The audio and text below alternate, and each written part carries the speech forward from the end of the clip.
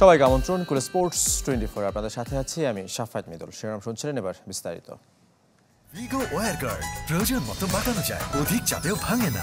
ভিগো। টি-20 বিশ্বকাপ শুরু হতে আর বাকি মাত্র 7 দিন।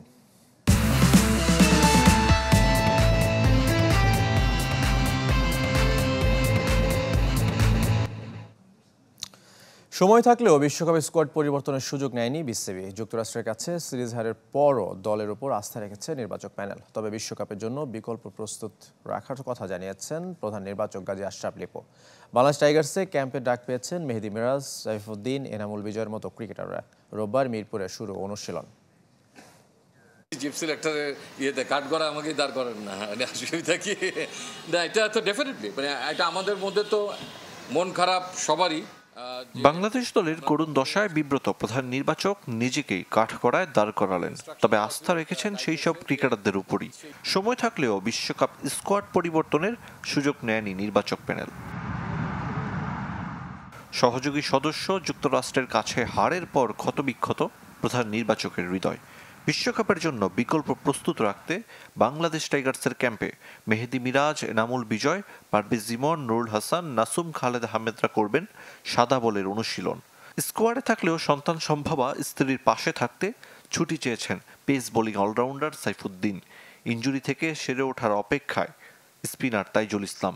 বাকি 13 ক্রিকেটার লাল বলের অনুশীলনে জোর দিবেন। একটা স্পেশাল ইনস্ট্রাকশন দেওয়া ছিল টাইগার্সে যে সেই 6 জন খেলোয়াড়কে যেন হোয়াইট বল ট্রেনিংয়ের মধ্যে রাখা হয়, অন্যরা ফিজিক্যালের পাশাপাশি রেড বলে ট্রেনিং করবে। সাইফুদ্দিন ফোনও করেছিল, তিনি একটু পারিবারিক কারণে তার স্ত্রী অসুস্থ এবং সন্তান সম্ভবা, সে কারণে তিনি জুনের 10 তারিখ পর্যন্ত আমাদের এই ক্যাম্পেও জয়েন করতে পারবেন না, ছুটি চেয়েছেন। যুক্তরাষ্ট্রে দ্বিতীয় দফা এমআরআই করেছেন ইনজুরি আক্রান্ত তাসকিন আহমেদ। মার্কিন মুলুকে 1 জুন থেকে শুরু করতে পারেন বোলিং অনুশীলন। প্রস্তুতি ম্যাচ খেলতে না পারলেও বিশ্বকাপের আগে ফিট তাসকিনকে দেখার আশা। যে গতিতে তার আরোগ্য লাভের কথা চিন্তা করেছিলেন তার থেকে কিছুটা এগিয়েই আছে তাসকিন, কিছুটা বেটার রেসপন্ড তার। আশা করা যায় যে 5 তারিখের মধ্যে একটা প্ল্যান করা হয়েছে যে হয়তো তিনি ফুল রান আপে বল করবেন। ক্রিকেটারদের মাঠের বাইরের আলোচনায় মেতে থাকতে বারণ করেছেন বোর্ড পরিচালক আকরাম খান। জানিয়েছেন অতিরিক্ত চাপে তালগোল পাকিয়েছে নাজমুল শান্তর দল। প্রেশারে পড়বেন, আপনি কিন্তু ব্ল্যান্ড হয়ে যাবেন। আপনি কি করছেন আপনি জানবেন না, কি করবেন এটাও জানবেন না। সো আমার কাছে মনে যেটা হয়েছে যে প্রেশারে অ্যাডজাস্টমেন্ট হলো ভেরি ইম্পর্টেন্ট। আমি বলবো না যে আমাদের কোয়ালিটি একদম টপ ক্লাস, এটা কিন্তু বলা ঠিক না, বাট যে কোয়ালিটি আছে ওই কোয়ালিটির তুলনায় কিন্তু আমরা ভালো পারফরমেন্স করতে পারছি না। সাবেক অধিনায়কের মতে ঘুরে দাঁড়ানোর সামর্থ্য রাখে বাংলাদেশ, তবে বিশ্বমানের দলের মতো পারফরমেন্স প্রত্যাশা করা কঠিন। ক্রিকেট বোর্ডের আন্ডারে হোক। আরিফুল ইসলাম, চ্যানেল 24, ঢাকা। অব্যাহতির 3 দিন পর আবারও হেড কোচ পুবুতো দেশানায়কে ফিরিয়ে আনলো কানাডা। বিশ্বকাপ পর্যন্ত তার উপরই ভরসা রাখছে বোর্ড। আর পিসিবির দেওয়া সহ অধিনায়ক হবার প্রস্তাব ফিরিয়ে দিয়েছেন শাহিন শাহ আফ্রিদি। হঠাৎ করেই কানাডার হেড কোচের দায়িত্ব থেকে অব্যাহতি দেওয়া হয় পুবুতো দেশানায়কে। কানাডা ক্রিকেটের সহকারী ম্যানেজার ও সহসভাপতির এমন সিদ্ধান্তে বিরক্ত বোর্ডের বাকি কর্তারা। জরুরি সভা ডেকে সিদ্ধান্ত বাতিল করেছে ক্রিকেট কানাডা। অন্তত বিশ্বকাপ পর্যন্ত পুবুতোই থাকছেন দায়িত্বে। শেষ দিন বিশ্বকাপ স্কোয়াডেও পরিবর্তন এনেছে দেশটি। স্পিনার নিখিল দত্ত ও পেসার ঋষভ যোশী যোগ হয়েছেন 15 সদস্যের দলে। বাদ দেওয়া হয়েছে ব্যাটার কানারপাল তাথগুর ও স্পিন অলরাউন্ডার হার্ষ থাকেরকে। শেষ দেশ হিসেবে বিশ্বকাপে দল দিলেও সহকারী অধিনায়ক ও রিজার্ভ ক্রিকেটার রাখেনি পাকিস্তান। যদিও বাবর আজমের ডেপুটি হিসেবে শাহিন শাহ আফ্রিদির নাম প্রস্তাব করেছিল পিসিবি, কিন্তু তা মেনে নেননি অধিনায়কত্ব হারানো এই পেসার। মার্কিনদের কাছে ক্রিকেট অনেকটাই অপরিচিত, তাই এই খেলাকে জনপ্রিয় করতে ভিন্নভাবে বিশ্বকাপ জার্সি প্রকাশ করল যুক্তরাষ্ট্র। হিউস্টনের বেসবল ম্যাচকে বেছে নিয়েছিল বিশ্বকাপের স্বাগতিকরা। হিউস্টন অ্যাস্ট্রোস ও লস অ্যাঞ্জেলস ম্যাচের আগে জার্সি উন্মোচন করেন অধিনায়ক মোনাক প্যাটেল। সঙ্গে ছিলেন বেসবল খেলোয়াড় জয় লোপারফিডো। বিশ্বকাপ দূত হওয়ার পরদিন 4 সেমিফাইনালিস্ট বেছে নিয়েছেন শহীদ আফ্রিদি। নিজ দেশ পাকিস্তানকে তালিকায় রেখেছেন। বাকি 3 সেমিফাইনালিস্ট ভারত, অস্ট্রেলিয়া ও নিউজিল্যান্ড। শাফাত মিদুল, চ্যানেল 24। বিশ্বকাপের পরিসংখ্যান সাম্প্রতিক পারফরমেন্সের নিরিখে স্বপ্ন দেখার উপায় নেই বাংলাদেশকে নিয়ে। গ্রুপ পর্বের বাধা পেরোতে নেপাল, নেদারল্যান্ডস তো বটেই, হারাতে হবে শ্রীলঙ্কা অথবা দক্ষিণ আফ্রিকার মতো শক্ত প্রতিপক্ষকে। বিশ্বকাপের দল পরিচিতির ধারাবাহিকতায় আজ জানব গ্রুপ ডি। 2007 সাল থেকে প্রতিটা বিশ্বকাপে নিয়মিত বাংলাদেশ, অথচ বলার মতো সাফল্য নেই। অভিষেক ম্যাচে ওয়েস্ট ইন্ডিজের বিপক্ষে জয়টা বাদ দিলে হতাশার ঘেরাটোপে বন্দী টাইগারদের পারফরমেন্স। 8 আসরে অংশ নিয়ে মূল পর্বের কোনোটিতেই 2-এর বেশি ম্যাচ জেতা হয়নি। সঙ্গে যুক্তরাষ্ট্রের বিপক্ষে ভরাডুবিতে অন্ধকারে দেশের ক্রিকেট। তাই তো দ্বিতীয় রাউন্ডের পথ বন্ধুর টাইগারদের জন্য। দারুণ কিছু করে দেখাতে টপ অর্ডারের রান খরা ঘুচানোর বিকল্প নেই। সঙ্গে স্ট্রাইক রেটে দিতে হবে বাড়তি মনোযোগ। সহ অধিনায়ক তাসকিন আহমেদকে শুরু থেকে পাওয়া নিয়েও আছে সংশয়। দক্ষিণ আফ্রিকা, শ্রীলঙ্কার মতো দলগুলোর বিপক্ষে জয়টাই দুঃসাধ্য। ব্যাকফুটে থাকায় অস্বস্তি নেদারল্যান্ডস, নেপালের বিপক্ষেও। এই ফরম্যাটে যে দু দলের কাছেই আছে হারের তিক্ত অভিজ্ঞতা। 2 জুন আসর মাঠে গড়ালেও বাংলাদেশের অভিযান শুরু 5 দিন পর। প্রথম ম্যাচেই প্রবল প্রতিপক্ষ শ্রীলঙ্কাকে পাচ্ছে টাইগাররা। শেষটা 17 জুন নেপালের বিপক্ষে ম্যাচ দিয়ে। প্রথম রাউন্ডের বাধা টপকাতে বিশ্বকাপ ইতিহাসে নিজেদের সেরা পারফরমেন্স প্রয়োজন শান্তর দলের। জিততে হবে অন্তত 3 ম্যাচ। এই গ্রুপের সবচেয়ে হেভিওয়েট দল দক্ষিণ আফ্রিকা। বরাবরই ফেভারিটের তালিকায় থাকলেও কখনোই সেমিফাইনালের গণ্ডি পেরোনো হয়নি প্রোটিয়াদের। এবার সেমিশনের নেতৃত্বে এইডেন মার্ক্রাম। সঙ্গে হেনরিক ক্লসেন, রিজা হেন্ড্রিক্স, ফন্ডার ডুসেনরা আরও একবার স্বপ্ন দেখাচ্ছেন দক্ষিণ আফ্রিকাকে। বাংলাদেশের বিপক্ষে অ্যাওয়ে সিরিজ জয়ের সুখস্মৃতি নিয়ে বিশ্বকাপ খেলতে এসেছে শ্রীলঙ্কা। এর আগে যদিও হেরেছে জিম্বাবুয়ে আফগানদের কাছে। তবে ওয়ানডে টেস্টের চেয়ে এই ফরম্যাটে শক্তিশালী লঙ্কানরা। অলরাউন্ডার অধিনায়ক ভানিন্দু হাসারাঙ্গা একাই ম্যাচের মোড় ঘুরিয়ে দেওয়ার সামর্থ্য রাখেন। 2014 আসরে চ্যাম্পিয়ন হওয়ারও কীর্তি রয়েছে ক্রিস সিলভারউড শিষ্যদের। টি-20তে ভয়ঙ্কর নেদারল্যান্ডসও। ডাচদের কোচের ভূমিকায় রায়ান কুক।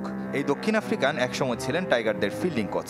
নেদারল্যান্ডস ডেরায় বড় ধাক্কা আসর শুরুর আগেই 2 ক্রিকেটার ফ্রেড ক্লসেন আর ড্যানিয়েল ডরামের স্কোয়াড থেকে ছিটকে যাওয়া। এডওয়ার্ডসের অধীনে ষষ্ঠবারের মতো টি-20 বিশ্বকাপে অংশ নেওয়ার অপেক্ষায় র্যাঙ্কিংয়ের 15 নম্বরে থাকা দলটি। একসময়ের অধিনায়ক আর দলের সবচেয়ে বড় তারকা সন্দীপ লামিছানেকে নিয়ে বিপাকে নেপাল, এই গ্রুপের তুলনামূলক দুর্বল দল। ভিসা না পেলেও এখনও পর্যন্ত লামিছানেকে নিয়ে চেষ্টা চালিয়ে যাচ্ছে আইসিসির সহযোগী দেশটি। এর আগে একবার টি-20 বিশ্বকাপে অংশ নিয়েছিল নেপাল। 2014 সালের সে আসরে অবশ্য প্রথম রাউন্ডের বাধা পেরোতে পারেনি। রেদওয়ান শুয়েব, চ্যানেল 24। এবার আইপিএল এর খবর। রাতে আসরের গ্র্যান্ড ফিনালে শিরোপার লড়াইয়ে মুখোমুখি কলকাতা নাইট রাইডার্স ও সানরাইজার্স হায়দ্রাবাদ। চেন্নাইয়ের এম এ চিদম্বরম স্টেডিয়ামে ফাইনাল শুরু হবে রাত 8টায়। জিতলে কলকাতার তৃতীয় আর হায়দ্রাবাদের হবে দ্বিতীয় শিরোপা। লিগ পর্বের সেরা 2 দল। প্রথম কোয়ালিফায়ারে কলকাতার কাছে হেরেছিল হায়দ্রাবাদ। দ্বিতীয় কোয়ালিফায়ারে রাজস্থানকে হারিয়ে আবার ফাইনালে কেকেআরের সামনে। আসরে মাত্র 3 ম্যাচ হারা কেকেআর আছে দারুণ ছন্দে। কোয়ালিফায়ারের মতো এবারের প্রথম দেখাতেও হায়দ্রাবাদকে হারিয়েছিল শ্রেয়াস আয়ারের দল। নীতিশ রানা, ভেঙ্কটেশ আয়ার ও রিঙ্কু সিংকে নিয়ে কলকাতার শক্তিশালী মিডল অর্ডার। বরুণ চক্রবর্তী ও সুনীল নারায়ণরা বল হাতে ফর্মে। তবে হায়দ্রাবাদও নিজেদের দিনে সেরা। আসরের বেশিরভাগ বড় স্কোর প্যাট কামিন্সের দলের। ট্র্যাভিস হেড, অভিষেক শর্মারা একসঙ্গে জ্বলে উঠলেও ফাইনালটা হতে পারে তাদেরও। কেকেআর 2012 ও 14 আসরের চ্যাম্পিয়ন। হায়দ্রাবাদের একমাত্র শিরোপা 2016 সালে।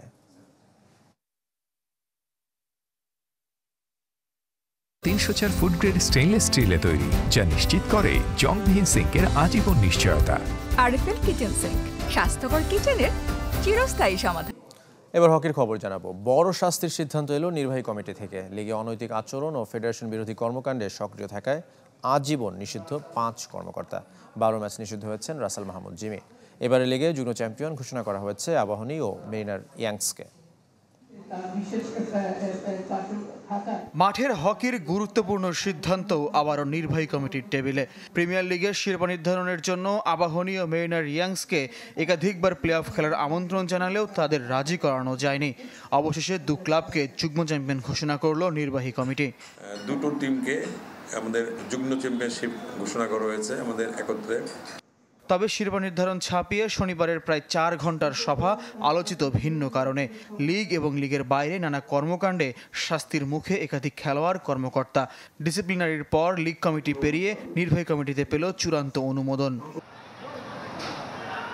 শৃঙ্খলা ভঙ্গের দায়ে মোহামেডান তারকা রাসেল মাহমুদ জিমিকে 10 ম্যাচ নিষেধাজ্ঞার প্রস্তাব ছিল, নির্বাহী কমিটি তা 12 ম্যাচ করেছে। এছাড়া মোহামেডান, আবাহনী, পুলিশ সহ বিভিন্ন ক্লাবের অন্তত 10 দেশীয় বিদেশি খেলোয়াড় বিভিন্ন মেয়াদের শাস্তি পেয়েছেন। সে তালিকায় আছেন কোচ কর্মকর্তারাও। সবার শাস্তি শুধু ঘরোয়া আসরে। দিলকুশা কোচ তাবিতে নূর 5 বছর নিষিদ্ধ হয়েছেন। বাংলাদেশি স্পোর্টিং 50,000 আর অ্যাজাক্স ও আজাদ স্পোর্টিংকে গুনতে হচ্ছে 25,000 টাকা করে জরিমানা।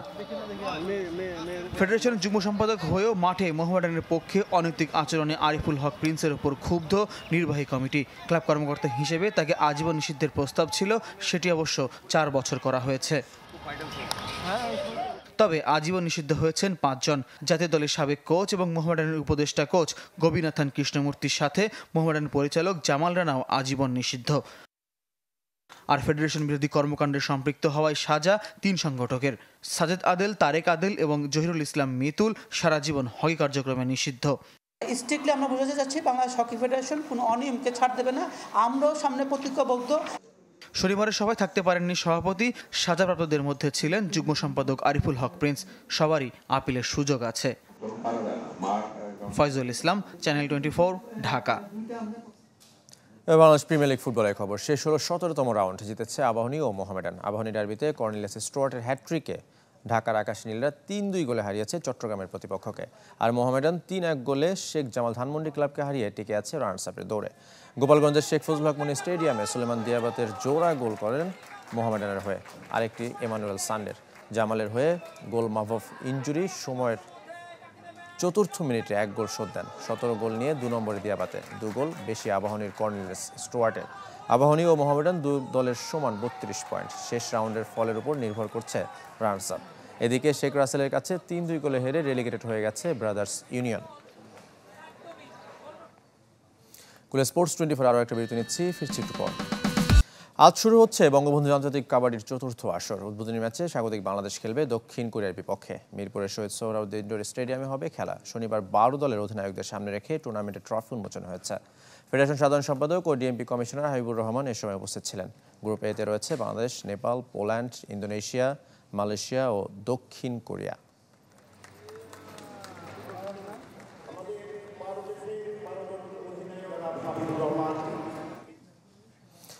ঢাকা হয়ে গেল আরও একটি পেশাদার বক্সিং ইভেন্ট। XBC 3.0 নামের এই ইভেন্টে ছিল 7টি bout. World Boxing Council Asia silver super flyweight চ্যাম্পিয়নশিপের এই ইভেন্টের প্রথম বাউটে 6 রাউন্ডের ওয়েল্টার ওয়েট ফাইটে বাংলাদেশের মাকসুদুল রানাকে হারিয়ে দেন টমাস গিলোমে। দারুণ শুরুর পরও রানা হেরে গেছেন বাংলাদেশের পেশাদার বক্সিংয়ের আইকন সুরকৃষ্ণ চাকমাও। হোটেল ইন্টারকন্টিনেন্টাল অনুষ্ঠিত হয়েছে এই চ্যাম্পিয়নশিপ ফাইট।